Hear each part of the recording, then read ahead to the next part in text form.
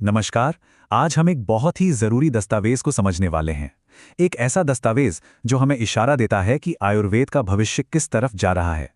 ये है 2026-27 की गुरु सूची, जो आने वाले समय में मेंटरशिप का पूरा रोड मैप हमारे सामने रखती है। अब सबसे बड़ा सवाल यही है कि आयुर्वेद के जो अगले मास्टर्स होंगे उन्हें सिखाएगा कौन। ये सिर्फ एक अकादमिक सवाल नहीं है, ये आयुर्वेद के भविष्य के लिए बहुत बहुत ज़रूरी है। और इसका जवाब हाँ, एक हालिया सरकारी लिस्ट में छिपा है। यही लिस्ट हमें बताएगी कि आने वाले सालों में ज्ञान का ये जो प्रवाह है, ये कहाँ से होने वाला है। तो चलिए इस पड़ताल को शुरू करते हैं। हम सबसे पहले तो यही समझेंगे कि ये गुरु सूची आखिर है क्या भला। फिर हम देखेंगे कि किन सब्जेक्ट्स को ज़्यादा तवज्जो दी जा रही है, ये एक्सपर्ट्स देश में कहाँ-कहाँ हैं और मेंटरशिप के लिए कौन-कौन से मॉडल अपनाए जा रहे हैं। और आखिर में हम इन सब डॉट्स को जोड़कर देखेंगे कि भाई इसका आयुर्वेद के भविष्य के लिए मतलब क्या है।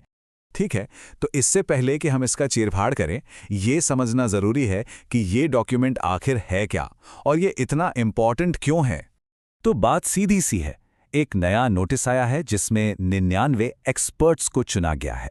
ये 2026-27 सेशन के लिए हैं और इन्हें ही CRAV गुरु कहा जा रहा है। मतलब यही वो लोग हैं जिनके कंधों पर अब जिम्मेदारी है कि वो आयुर्वेद के पारंपरिक ज्ञान को अगली पीढ़ी तक पहुंचाएं। तो ये CRAV गुरु होता कौन है? देखिए, CRAV का मतलब है राष्ट्रीय आयुर्वेद विद्यापीठ। तो ये गुरु सिर्फ कोई टीचर नहीं है, ये वो चुने हुए एक्सपर्ट्स हैं जो हमारी पारंपरिक गुरु शिष्य परंपरा के तहत सीधी मेंटरशिप देंगे। मतलब ये एक ऐसी प्रणाली है जिसमें पर्सनल और गहरी लर्निंग पर फोकस होता है। चलिए अब इस लिस्ट को थोड़ा और खोदते हैं, पता लगाते हैं कि इन 99 गुरुओं में किन सब्जेक्ट्स पर सबसे ज्यादा जोर दिया गया है।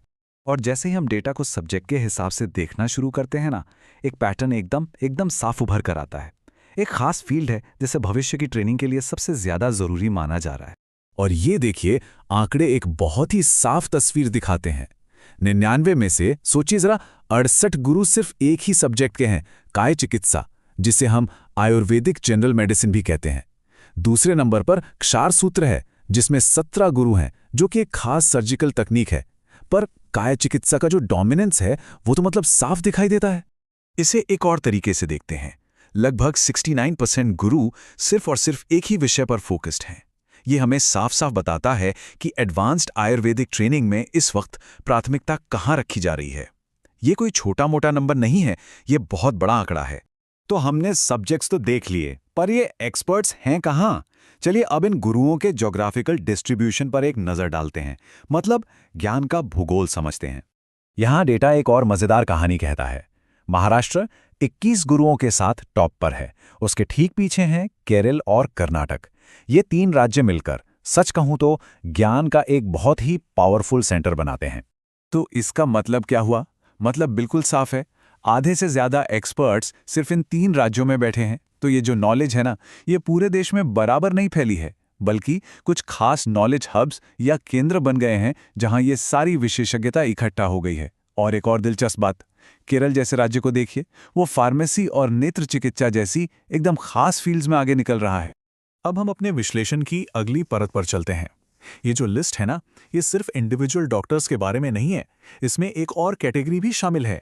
जी हाँ, इस लिस्ट में 93 इंडिविजुअल गुरुओं के अलावा 6 इंस्टीट्यूशंस यानी संस्थानों को भी गुरु का दर्जा दिया गया है।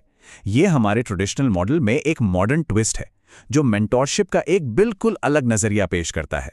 तो इन दोनों में फर्क क्या है? देखिए, जो व्यक्तिगत गुरु हैं वो एक खास परंपरा और अपने पर्सनल क्लिनिकल एक्सपीरियंस से ज्ञान देते हैं। दूसरी तरफ जो इंस्टीट्यूशनल गुरु हैं वो एक स्ट्रक्चर्ड एकेडमिक माहौल, अलग अलग एक्सपर्ट्स तक पहुंच और रिसर्च के मौके देते हैं। ये मेंटरशिप के 2 बिल्कुल अलग पर दोनों ही बहुत ज़रूरी मॉडल हैं। तो हमने डेटा को अलग अलग एंगल से देख लिया है। अब इन सभी टुकड़ों को एक साथ जोड़कर देखते हैं कि ये पूरी लिस्ट आयुर्वेद के भविष्य के बारे में हमें असल में क्या बता रही है। तो टेक अवे क्या है? पहली बात, काया चिकित्सा पर बहुत जोर है, ये साफ है। दूसरी बात, ज्ञान कुछ ही राज्यों में सिमटा हुआ है। तीसरी, भविष्य जो है वो इंडिविजुअल और इंस्टीट्यूशनल मेंटरशिप का एक मिक्सचर होने वाला है। और आखिर में ये लिस्ट एक स्नैपशॉट की तरह है, जो हमें दिखाती है कि आज की तारीख में खास आयुर्वेदिक शिक्षा में क्या जरूरी समझा जा रहा है। और ये सब हमें एक बहुत ही ज़रूरी सवाल पर लाकर छोड़ देता है। जब एक्सपर्टाइज कुछ खास सब्जेक्ट्स और कुछ ही जगहों पर इतनी ज़्यादा केंद्रित हो, तो इसका बड़े पैमाने पर, मतलब सबके लिए, आयुर्वेद के विकास और उसकी पहुंच पर क्या असर पड़ेगा, ये सोचने वाली बात है। तो ये था 2026-27 की गुरु सूची का हमारा डीप डाइव। ये नंबर्स, ये आंकड़े हमें भविष्य की एक झलक दे रहे हैं। अगर आप आयुर्वेद से जुड़े ऐसे ही और भी गहरे विश्लेषण देखना चाहते हैं तो शौर्य BMS को जरूर सब्सक्राइब करें। देखने के लिए बहुत बहुत धन्यवाद।